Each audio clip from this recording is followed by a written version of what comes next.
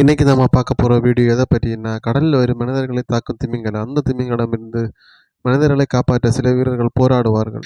பிறகு அவர்கள் வரும் கப்பலை தாக்கி அவர்கள் நீரில் மூழ்குவார்கள். நீரில் மூழ்கியவர்களை திமிங்கலம் தாக்க வரும்போது அவர்கள் அதிலிருந்து எப்படி தப்பிப்பார்கள் மற்றும் திமிங்கலத்தை எப்படி கொல்வார்கள் என்பது பற்றிய ஒரு இன்ட்ரெஸ்டான ஸ்டோரி தான் இந்த வீடியோ.